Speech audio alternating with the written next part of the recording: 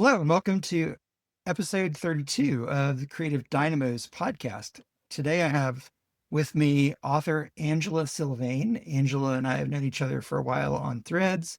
One of her stories makes an appearance in My Way of the Gun anthology, the second edition, and I'm a big fan of her work. So, Angela, how are you doing today? I'm great. Thanks so much for having me on to chat. Absolutely, absolutely. So uh, for our listeners slash watchers, tell me a little bit about how long you've been writing and kind of what your journey as a writer has been.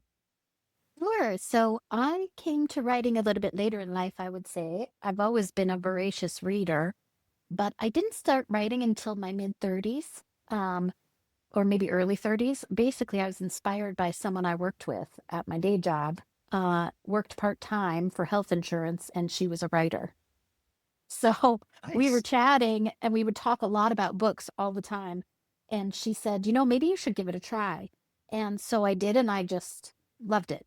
I kind of dove in headfirst and never looked back. So that's my journey to becoming a writer.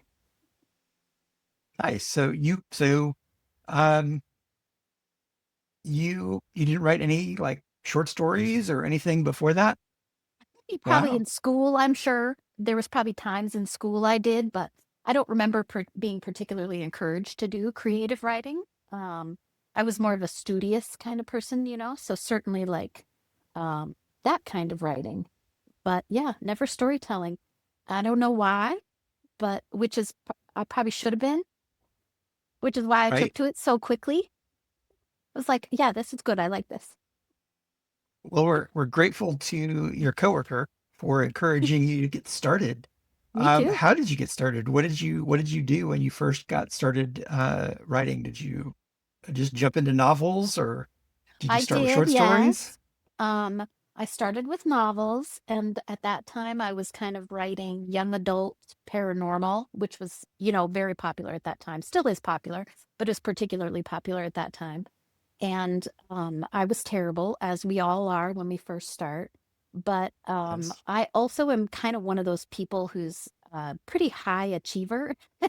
And so when I try to do something, I want to do it well.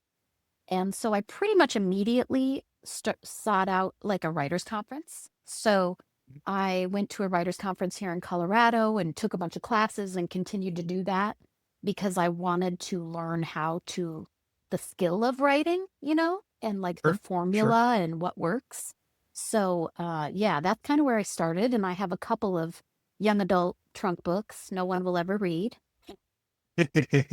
And then I kind of shifted into more short stories, which I love, and really focused on that for a while, which I think helped me become really good at pacing and quick Mhm. character building and some of the hooking people, some of the things that are important to longer writing, but even more important to shorter writing. So at this Mhm. point, I think I have like over 60 short stories published, as well as a few books. So I think that ended up being a good path for me to develop my skills. Yeah, it sounds like it. I really, anytime anybody asks me for writing advice, and even if they don't, I encourage them to try writing short because, like you said, with short stories, you have to get in there and establish characters, establish setting, and do it all with an economy of words that Yep, you don't have to worry about in a novel, and it just makes you 100%. that much better of a writer. So, Yep, yeah, you're for exactly sure. right. Hmm. Um, I am most familiar with your horror work. What is it that attracts you to that genre?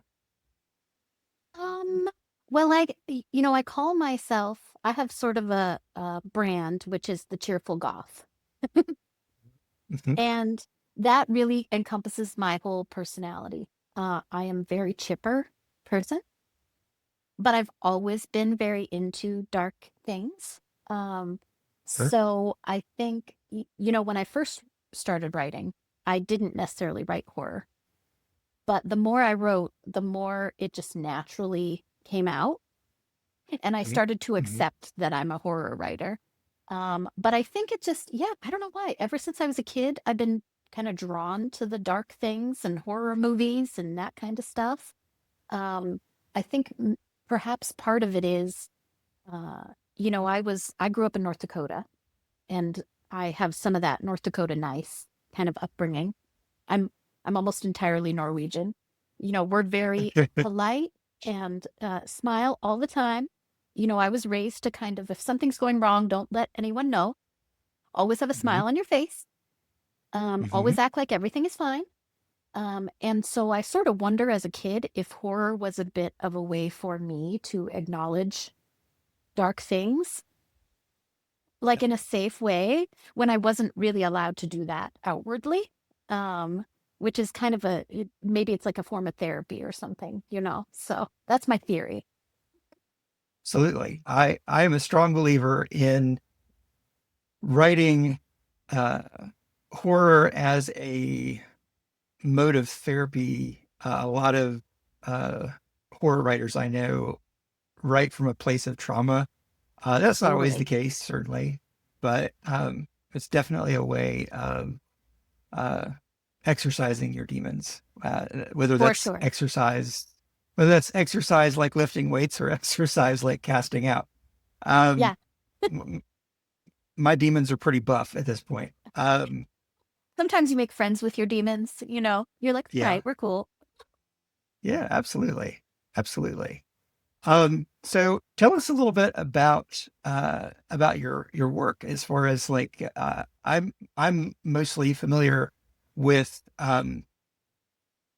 frostbite, right? Yeah. Uh-huh. Um, Yep. tell me a little bit about frostbite and that world that you've built. Sure. So Frostbite is a sci-fi horror comedy that takes place in the 90s.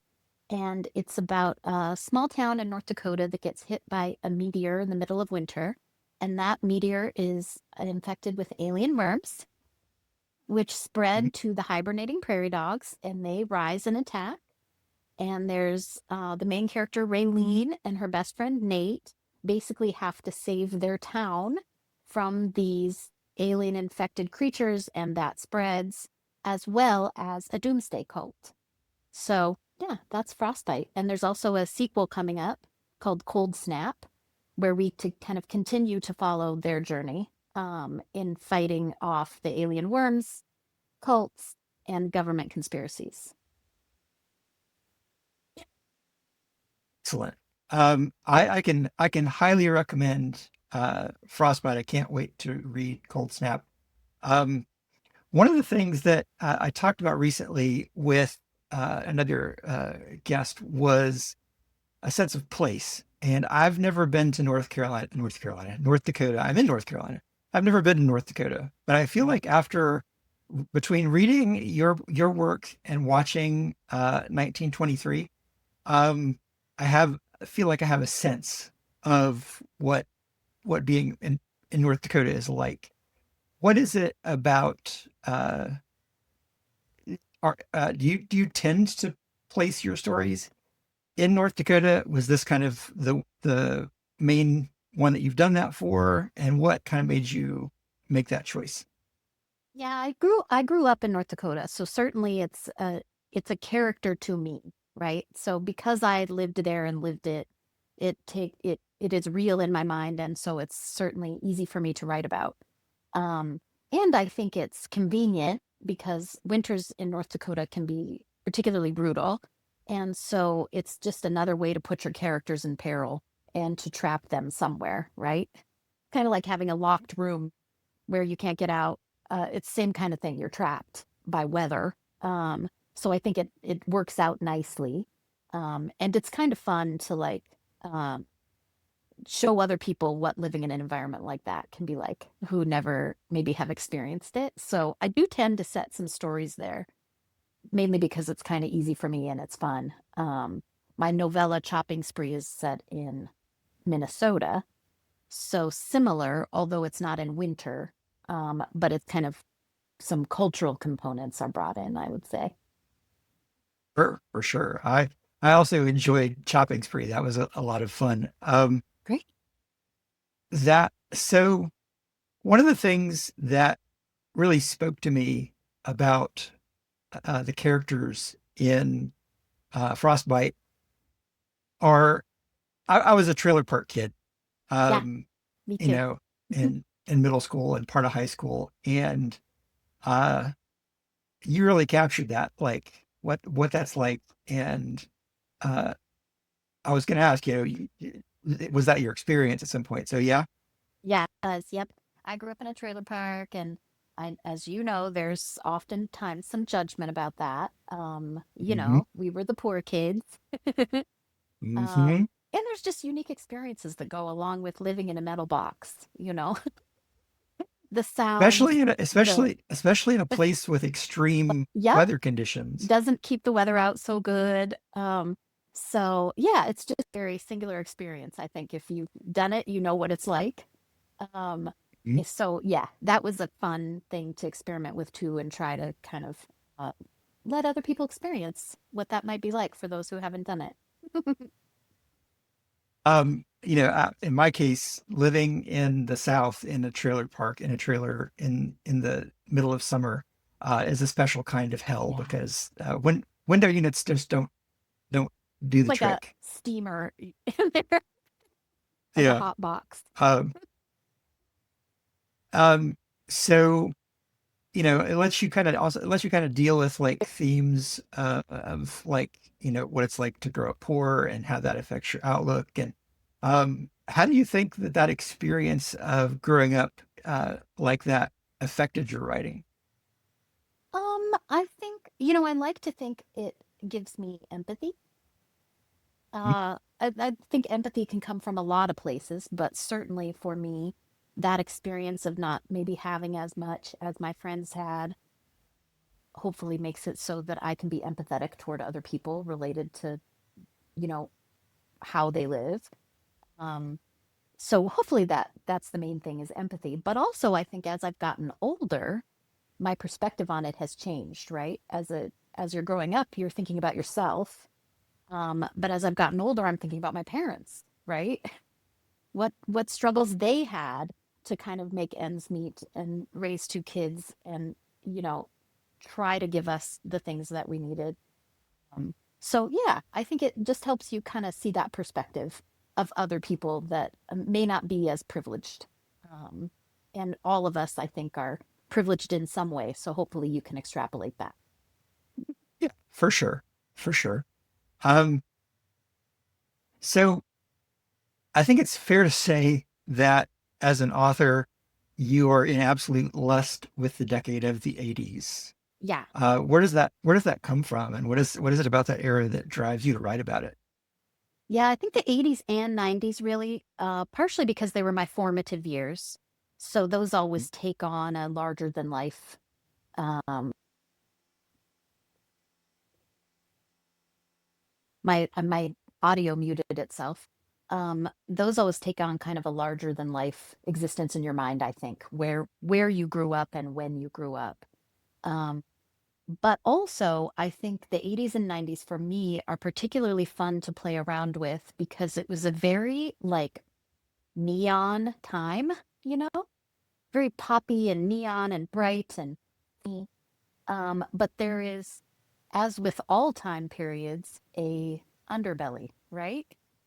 Like no time Mhm. is perfect. That's the problem with No. nostalgia, right? Sometimes we make it perfect in our mind and it never is. But I think the 80s and 90s are particularly fun in that way because you have this bright overlay and then this underbelly of like, you know, poverty and AIDS crisis and Iran Contra and all these things, right? So I think that's also just a fun thing to play with in horror. Mm. To just say, let's acknowledge both. There are Yeah. horrible things, and you can also be eating the wacky new flavor of Pop Tart, and that's sort of ridiculous, you know? So yeah, I think There that's was what I like about it.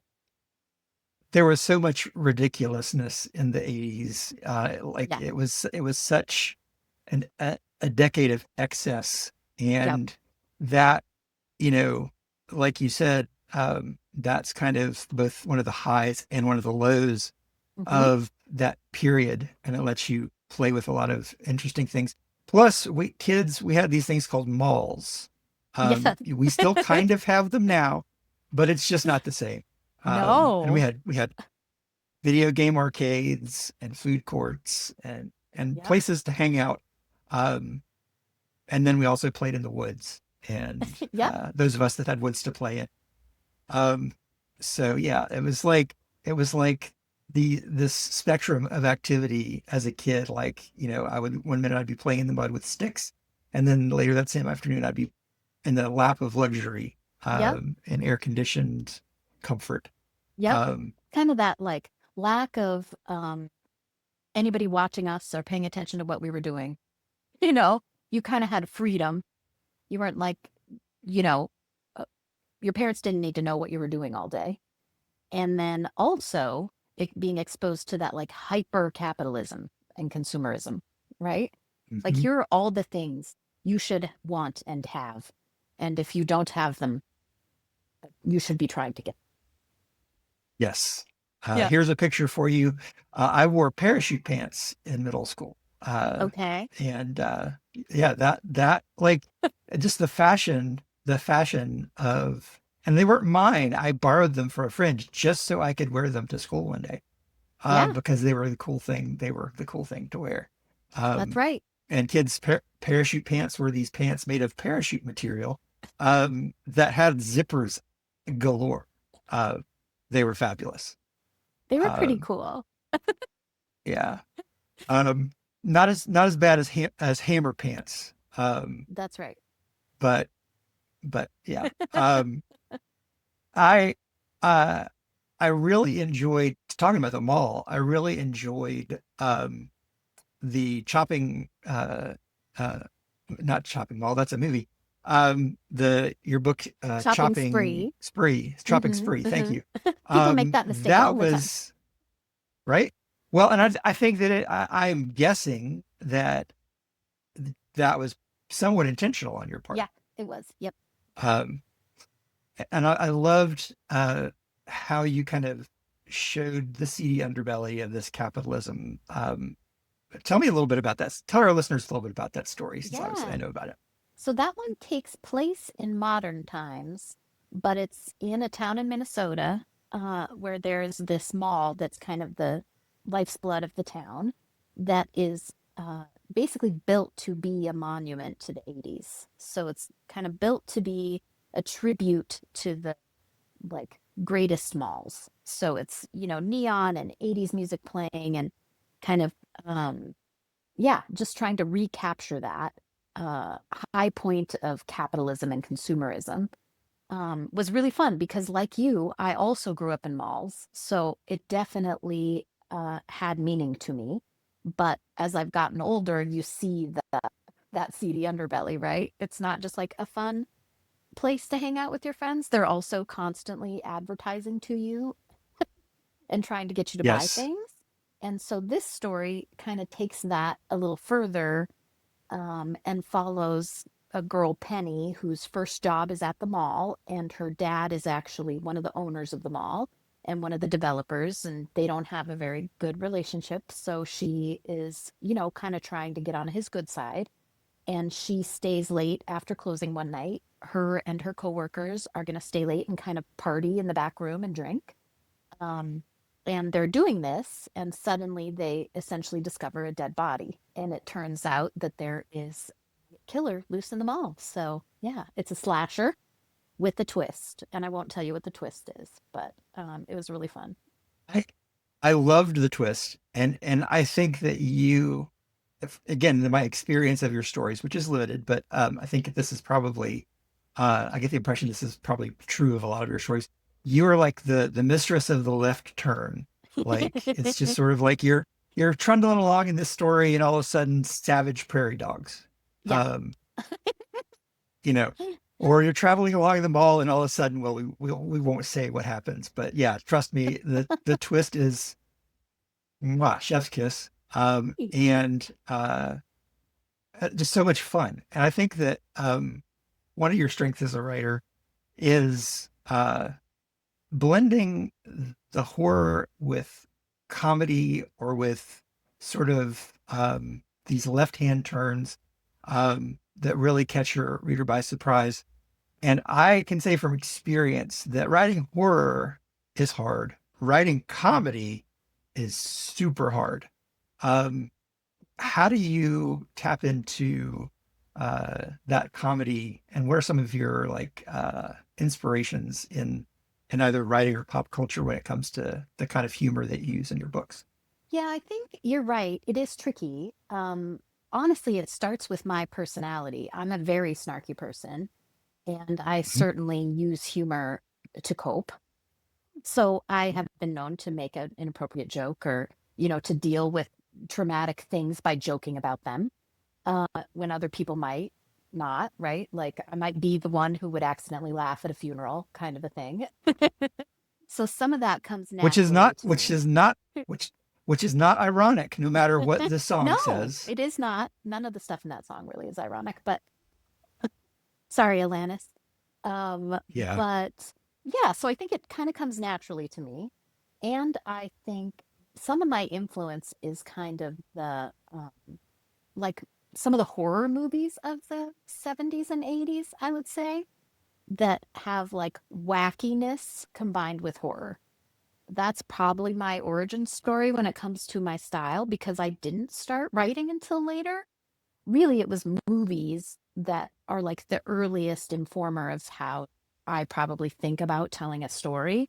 Things like Critters and Gremlins and Beetlejuice, things like that, that Yes. really are like so ridiculous and wacky and funny, but also they have heart. I think kind of captures where I got my style from. Yeah. I agree with the heart. And I think that's one of the, again, one of your strengths as a writer is you bring that heart into your story.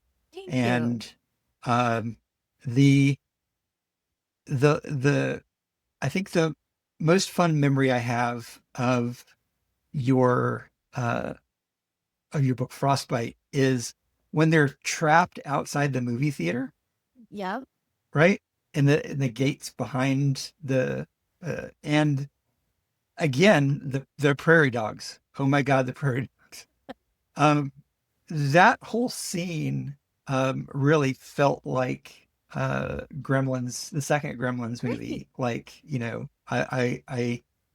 I really enjoyed that. And I think you kind of answered this question too. Like your horror is very, I call it old school in the sense that you don't rely on a lot of shocking scenes. It's not, graphic violence.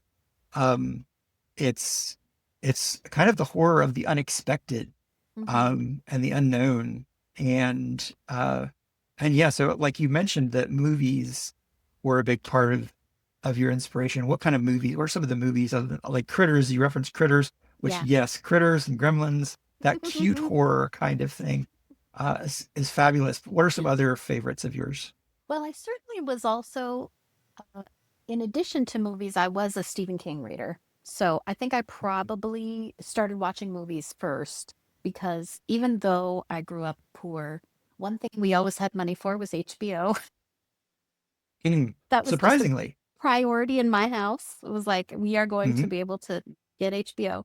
So I certainly was watching movies.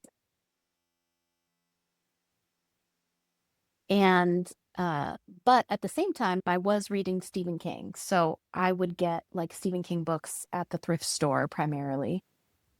So I think some of the early ones would be like Pet Cemetery, which I know that is not exactly wacky, but in my mind it kind of is. Well, It's, if you watch the original movie, like the yes. little kid, Yeah. Like it's clearly sad. yeah, But combined with the movie, there is some silliness there, right? Where you just kind of have to laugh. Like the little blonde child, Gage, being like, I want to play, it's kind of ridiculous and also terrifying. Um, and of course you have like it, same thing, read the book, saw the original miniseries. I mean, that's a clown in a sewer. That is totally ridiculous, uh, but horrifying. So I yes. definitely think there was some of that too. So it's kind of those early wacky movies, some Stephen King, um, and then it grows from there. And King is so good about taking things that we shouldn't necessarily be afraid of, um, like Saint Bernards Yeah, and cars, and making them absolutely terrifying. that's right. Yeah. And I think that's the kind of fun part about writing now, too. You know, you mentioned prairie dogs, and it's kind of like weird to make that choice, right? But you got to Mhm. do something different. So it's kind of fun to think about what would be different from what other people have done and what's kind of unexpected. That's sort of a thing you wouldn't expect to be scary, but even little things like that and things that are generally sweet can definitely be scary if they have teeth and there's like hordes of them, you know. Yes, for sure. And I think I think you kind of touched on something there, like, you know, thinking like, okay, uh, what is nobody else doing? Yeah. And what's going to set me apart as a writer? And uh, yeah, you're like, uh, y- that is it. You know, we've talked a lot about originality on this show and how challenging it is to be quote unquote original, Yeah. because there are only five stories. That's right. Um, you know, how do you set yourself apart from the rest of the pack? So that's a really good mental exercise. Is that something you do like in the planning phase before you start writing? Is that something that kind of comes naturally? How does your process look like in that way? I am a very reluctant outliner, to be honest, and planner. That does not come naturally to Hmm. me. I am more of like a just let the ideas come and see what happens. I've had to try to do more planning because once you have a contract and a deadline, it's a little different, right? But for me, usually the ideas kind of naturally adapt and build on each other. Like, for example, when I was thinking about what is the effect of these alien worms going to be? These alien worms are in this meteor, they're going to infect animals and people. What happens? You're muted. Oh, sorry. My computer keeps muting me. There's a lot of different movies with alien worms and different effects of aliens, right? So how do you do it differently and in a way that makes sense to your story?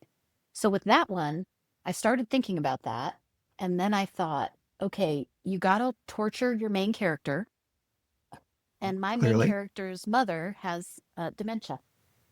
So I thought, you know what I should do is have these alien worms cause memory loss so the entire town gets dementia. That's going to be the way Mhm. that I torture my main character, right?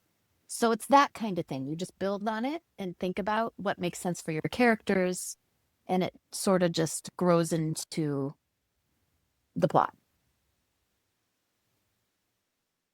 So, talk to me about your uh, experience of publishing and getting published and getting your work out there. How have you approached that in your in your journey as a writer? Well, when I first was starting to write novels and I was writing young adult, I did pitch to some agents, query some agents, and had good Mhm. experiences with that. I've still kept in touch with a couple of them, but ultimately nothing ever came of it. So then when I took a break and I was just writing short stories, I basically, when I got back into writing longer work, I decided I was going to try and pitch to smaller publishers. Some folks might know that's a little, it's still not easy, but it's a little easier than getting an agent. You still have to pitch to them and query, but essentially there's, I guess, more of a chance of getting accepted than trying to get an Yes. agent. So yeah, I basically pitched to Dark Matter, who is my publisher of three of all my books at this point, because I've developed a really Mhm. good relationship with them. And funny enough, when I first pitched them, it was on Twitter. When we used to have a Okay. nice, when we used to have a nice Twitter, um, they did a pitch That event. that was a thing. That was a Yeah, thing. when Twitter was I can nice, attest. not anymore. I'm not on there, but yeah, there used to be these things where it would be like a day of pitching, and agents and publishers would look at your pitches. And so I tried it, and they reached out to me. ended up asking for my manuscript and ended up signing me. So yeah, And so far, that's been a very positive experience for you. it has. Yeah, it's been very positive. I think working with a kind of a small publisher is nice because you do get, uh, I think, probably more input than you do with a larger publisher. Like, I get a lot Mhm. of input on my covers. I actually get to meet with the cover artist and give them notes and all those kind of things. Um, so it's fun. I mean, I think most writers would like to grow, right? And sell more books. Sure. So not to say eventually I wouldn't like to, potentially try querying agents again. Um, and in, but this has been a really good fit. And I'm really happy with how the books have done too, because they've done a really good job with them. And I will say this for your publisher, like their covers, from what I've seen, are good. They're really good. They do an excellent job with covers. Yeah. Would you ever consider going indie?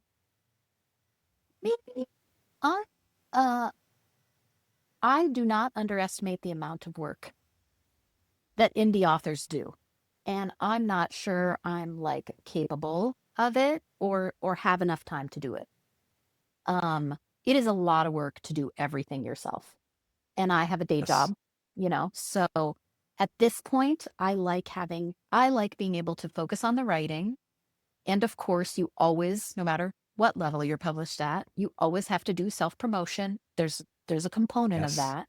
But at this, I don't know that I could take on all that work. So And it props is to it those is a that lot of do. work.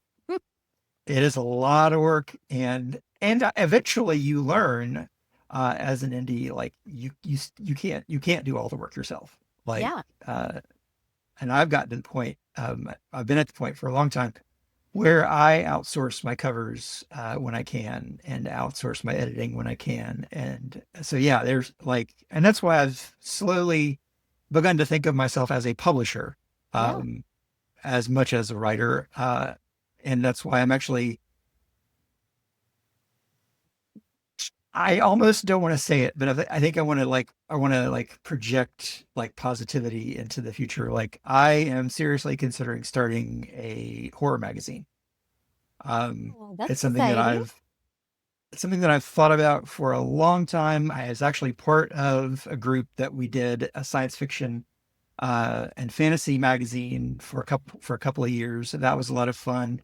Um, and while we were doing that, I had a very small uh, horror website that was affiliated with our science fiction fantasy magazine company. And ever since I did that, like I've always wanted to really make a go of it. And a friend of mine has recently, like last year, launched actually they have been in 2024. Anyway, launched a fantasy, urban fantasy magazine. And I've been watching him very closely. And I emailed him yesterday and was like, you need to tell me why I either do need to do this or don't need to do this. Am I crazy, or what can I expect? So yeah, like I think that for me the path of becoming a publisher is like a natural extension of Yeah. my journey as an indie. um Well, and I'm excited to see honestly, what you do next. I get as much of a charge out of publishing other people's stuff as I do out of publishing my own stuff. Yeah. I um think that's the perfect motivation um to publish is because you're passionate about other people's work, right? That's the kind of publisher we all want to work with. And that's why I like hearing positive stories from authors like you who work with smaller publishers, because then I'm like, okay, I need to look at what that publisher is doing, but they have such a good relationship with their writers, because there are horror stories like Oh, of for small sure. publishers not paying their authors on Yeah. time, not promoting their stuff, Yeah. a lot of different things. Yeah. So And I'm I think glad. it's passion is important, but business sense is also important, right? Like, I think as long as you're Yes. being realistic about what you're getting into. and that it's kind of an investment, right? Not Yeah. everyone Yeah. maybe thinks that all the way through. Yeah. And it really has been us like I've been thinking about publishing somebody else's work in like finding a novel project to publish for somebody for like 2 years. And I've just slowly been thinking, okay, what do I need to do if I take on that responsibility? What am I gonna, need to do to make sure that that author makes their money, Yeah. and that I make my money, and that everybody's happy. And you know, uh, it's a lot. And one of the things that my friend said was, you need to be prepared for the slush pile, Yeah. because it's going to be massive. That's right. So to everybody out there, whether you're indie publishing, whether you're traditionally published through a small publisher, a large publisher, or whether you're a publisher in your own right, like there's a lot involved. And no matter what direction you take, there's no wrong choice. But it's That's right. it's it's figuring out what's right for you and Yep. what's going to work for your strategy as a creative person. Yeah. Um, so I'm glad that you're having a good experience with your publisher. Um, that's that. So we can recommend your publisher to our other writer friends and say, Yeah. if you've got an idea to Hmm. pitch, look at what they're putting out, see if they're accepting stories. Um, and yeah, so that's great. Um, so you've got a sequel coming out. I Um, do. when is that going to be ready for sale? That'll be March 17th. So soon, So about a soon. month and a couple weeks. Are pre-orders available for that yet? Yeah, pre-orders are available through Dark Matter, and it should be going wide probably next week. I don't know when this will air, but probably mid-February, pre-orders will be available everywhere. Um, this episode, I had built up a buffer. Um, that buffer evaporated last week. So I'll be posting this probably Friday, but Okay. but yeah. Um, what went into um planning that sequel? Was that something you had in mind when you were writing the first book? Um, what was the process there? Yeah, I would say I always left the option open for a sequel. And again, I think that comes from the 70s and 80s horror movie roots of, like at the end of Critters, there's an egg, there's like another critter egg hidden under the porch kind of a thing, right? So I always I kind of like end my books with a little bit of an opening. So it's satisfying if there isn't a sequel, but there's a possibility there. So I did that not knowing whether there would be a sequel because we kind of had to see how it did Yeah, before we decided if there was going to be a sequel. And I'm lucky enough that there is. So then when I was actually approaching writing the sequel, that's the first time I've ever done that. And it is a little hmm bit, I have to say, I think it was harder than I thought it was going to be. hmm Because you really have to be thinking about a couple things. Plot wise, you kind of have to be thinking about your arcs, and you can't just repeat what you did in book one. You need to reference it and maybe keep some of the things readers loved, but you also need to increase the stake, broaden those character arcs and bring some unexpected things to it as well. So it is kind of tricky. And then as far as setting up the reader, you also have to hint at what happened in book one without beating them over the head with repeating it. So yeah, it's a hmm bit of a tricky balance. Some of it comes down to beta readers and feedback, right? Like uh, Sure. having people that have read the first book read the second book and tell you, okay, this went on a little too long. I already know all that. You don't need to tell me all that again, kind of a thing. So that's very helpful. I I often tell people that I think one of the masters of doing that, of referencing earlier books and making sure that the reader is comfortable in this sequel, so that they're remembering all the important facts without necessarily, because like when I read your book, which I will be doing, um, I I would either have to go back and reread uh, the first book, Um, or you can do that some of the heavy lifting for me by Yeah. giving me, some familiar ground. I think one of the masters of who does that is Jim Butcher. Yeah. I don't know if you've Hmm. read the Dresden Files, Yeah. but like I think that he does a really good job. Like you could read book 7 Yeah. and never having read the first 6, and you'd miss some things, but you get the gist Yeah. of it. Like he does a really good job of laying that out. What kinds of things are you including in the second book that you want to talk about, that are going to help ease the reader into the new story? Well, I think with the second book, so the events in the first book are blamed on a cult, essentially. So part of the government cover up of the alien worms is that they blame what happened on a religious cult, and say it was a poisoning, essentially. So part of what works well to kind of set the stage for book two is I can have like a quick MTV news report that says, here's what happened with the meteor murders. And it's like a really quick, easy way to remind people how book one wrapped up. So I think, and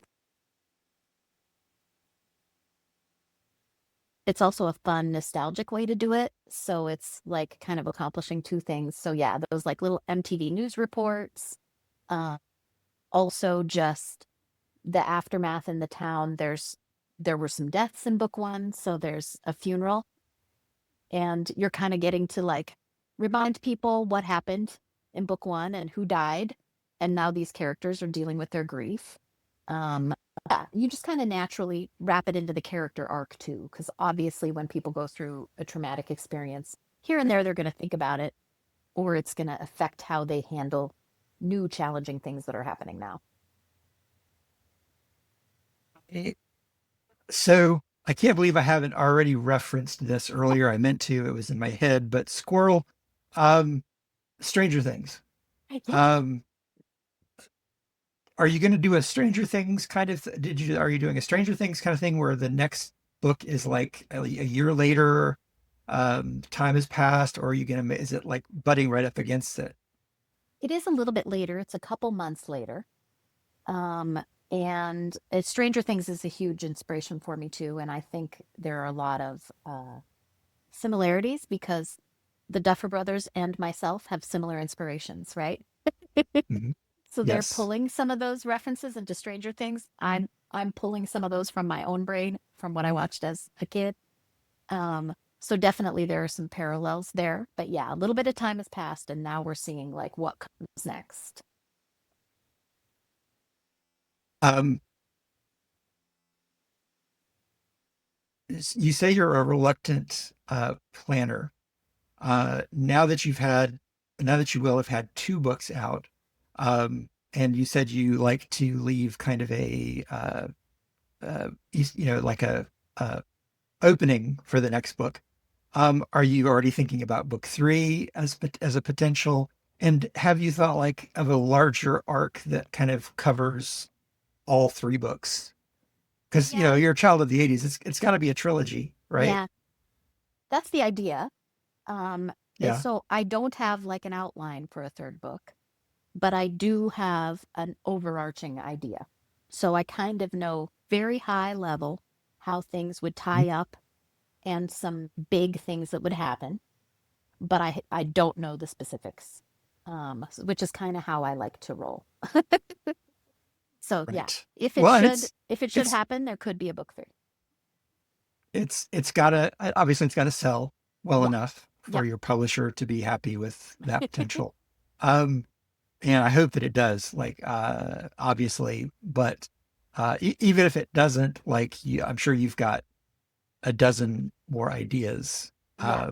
There's no that you lack can of jump ideas. into. That's right. That You that's the know thing that that as well.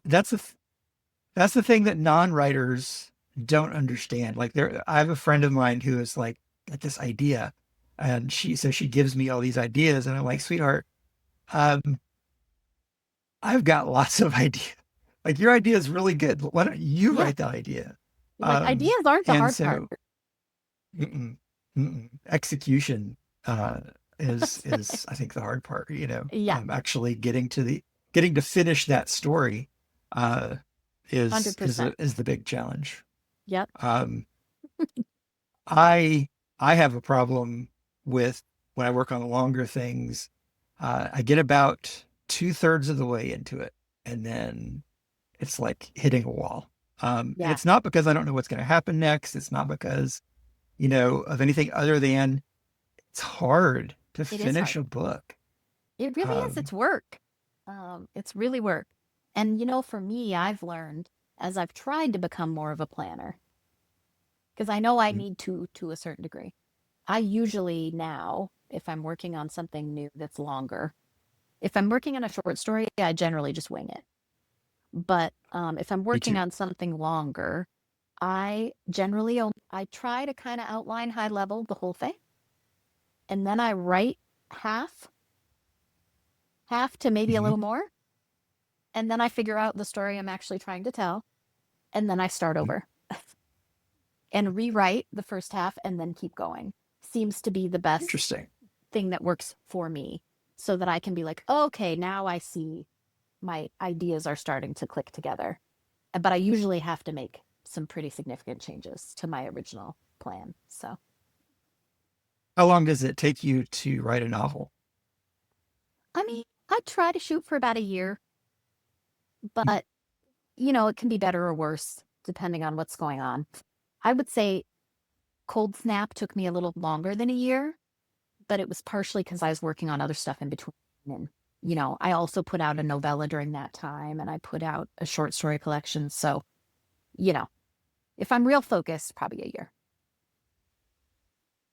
And that's a challenge too. It sounds like you and I are similar in a way that we like work on multiple projects at the Yeah, same time.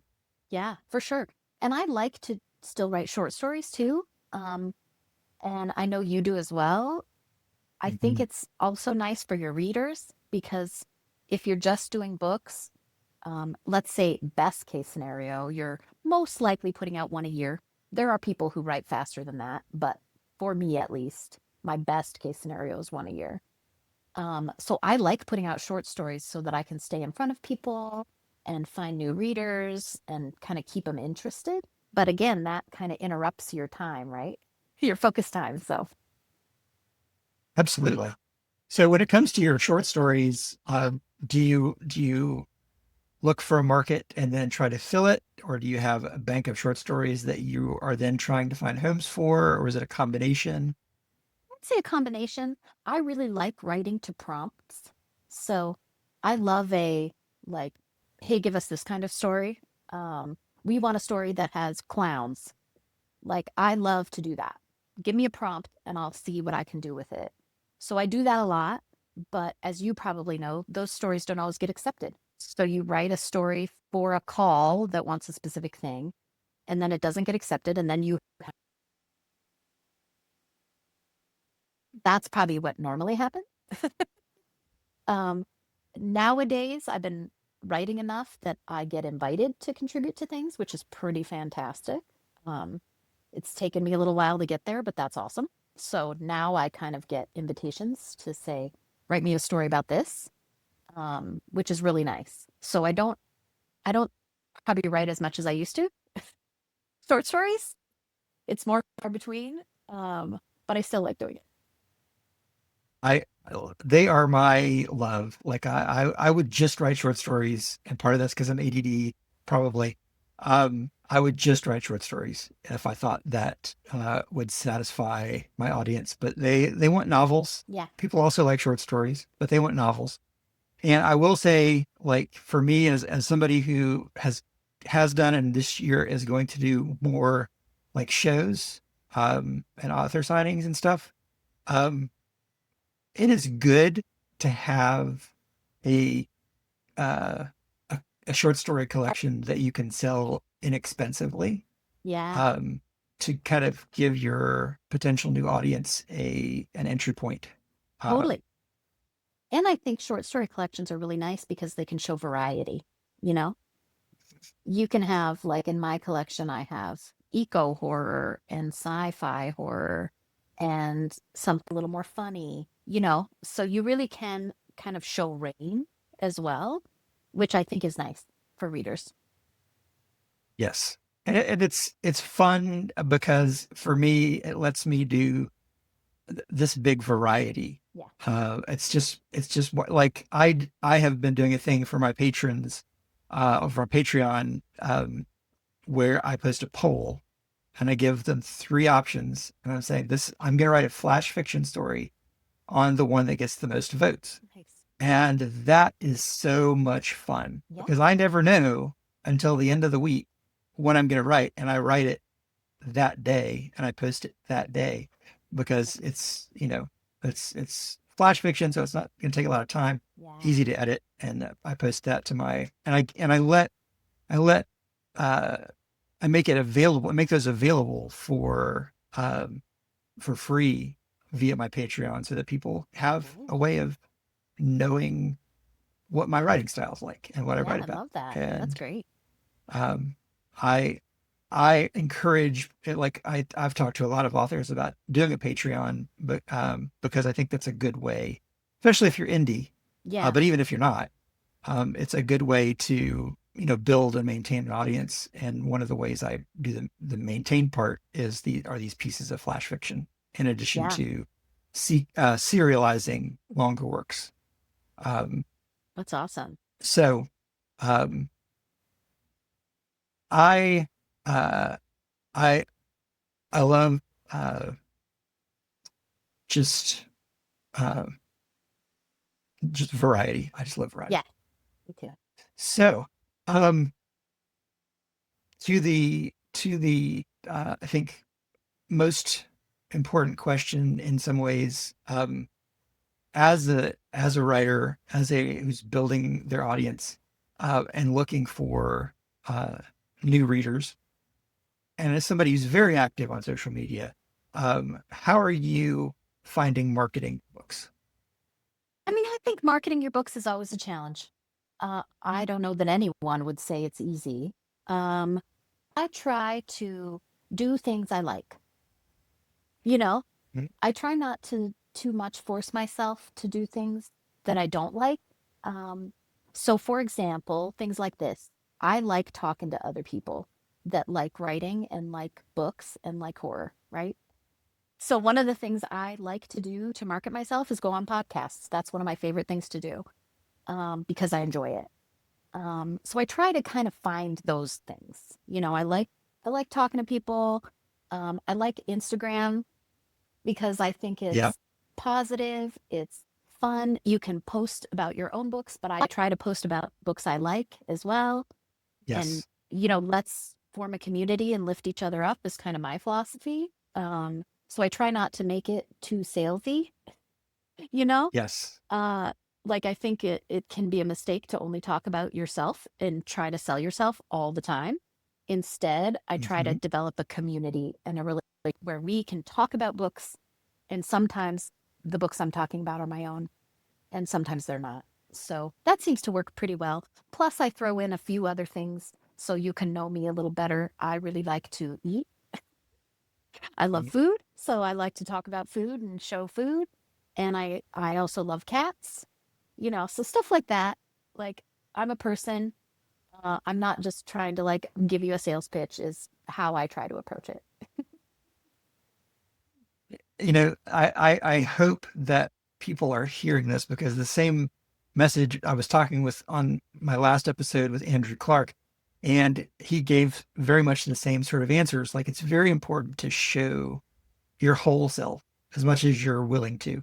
The things that engage you, the things that interest you, because I think those things also inform our writing. So people, as they get to know us, they kind of can come to understand where our writing is coming from. And also, he used a phrase that I like, being a good literary citizen. Yeah, Which, yeah, I love that. his approach to making sure he's talking about other writers, other books that he's enjoyed. So it's not all about you selling your books. Yeah. And in Um, that I vein, by the have, way, I'll put in a little pitch. March is Women in Horror Month. So cool. keep an eye on your social medias, everyone. lot of us are going to be posting about women in horror, not just ourselves. So I'll be doing a Oh, whole well, series of posts on new releases from women in horror, and it'll be a wide variety of books, book types of horror. So everyone should be able to find something they like. So, pay attention for that and follow Women in Horror in March. Hopefully, you can like expand your reading list to more women. I I am a big fan of women in general and female writers. I I need to expand my horizons in that area though, because it's so like the market, like the books that are out there, it's so much men. Yeah. Um, and there's nothing wrong with No. that, but like it's so much white men particularly. Yeah.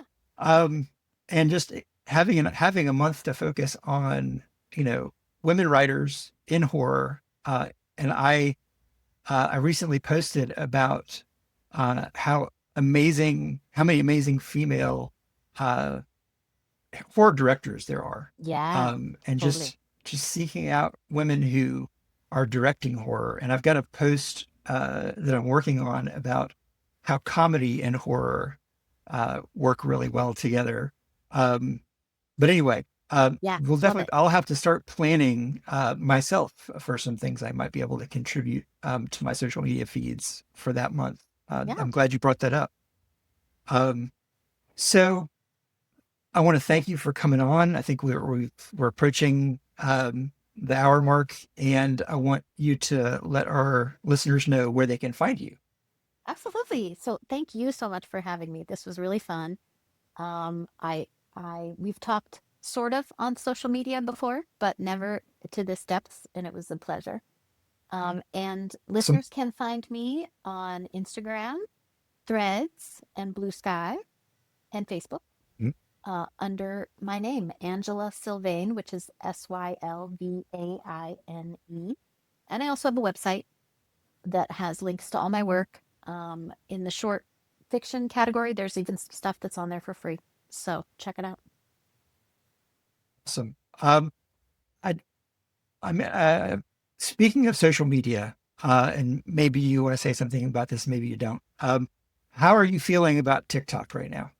Because Well, that's actually where I yeah, think we we did. first We connected. met on TikTok, and I really enjoyed being on TikTok. I had not really done much video content prior to a couple of years ago. I think I got on TikTok right before Frostbite came out. So that would have been in like October of 2024, probably right before that. Maybe a couple of years. But I really enjoyed video content, probably similar reasons I like podcasts, right? Because I like talking to people and I like talking about books I like. So the format really worked for me. And I found I made a lot of great friends and built a community. But sometimes, as Twitter has shown us, social media can be fickle and it can become a bad thing. So, much like leaving Twitter, I decided to leave TikTok just because I couldn't really stomach the censorship and content suppression, as well as the privacy issues. So it just seemed like, well, uh, the good times were fun, but now it's over. So, yep, I recently shut down my TikTok, sadly. Mine is still active. I just recorded my sort of goodbye video Uh, a couple of days ago, and like you, um, I enjoyed my time there, but it's time to focus on other things. yep, So that's why building I'm building my Instagram. I'm building my YouTube uh, channel because I like doing video content yep. and audio content, and those thankfully we do have other options besides TikTok. I'm hoping that some of my audience there will follow me here. Have you seen like people follow you to where you are going to be more now? Yeah, I think so. Um, I've definitely found some people on Instagram or they have found me. So I think there is definitely some shift there, which is great because I do not want to lose touch with people. So I hope I'll mostly be able to maintain those things. Um, but we'll see. I think, the other thing is we learn, especially with social media, to just be adaptable. We can't ever take for granted something is going to be around forever. So I just try not to take it too seriously when stuff happens and just go, okay, well, that was fun and it was great while it lasted, but now we got to adapt and move on to something else. Yes. And I'm glad that we are staying connected. Me And too. I highly, like, obviously with all of my guests, I encourage people to go check them out. But like, I love your video content. Thank you. Um, and I encourage people to check you out on the gram. Um, well, again, thank you so much for your time. It was good having you on, and Thank you. we'll My talk soon. pleasure. We'll talk soon. Are you ready to step into a world of government conspiracies and genetic experimentation? From author Mark Burton comes Ericune, a horror and science fiction thriller set in the heart of Western Pennsylvania.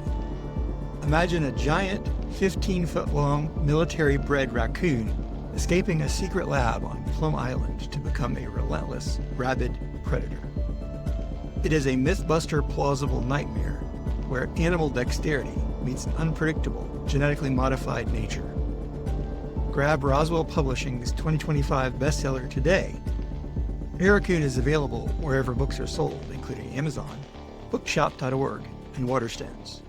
For more, go to www.markburton.com.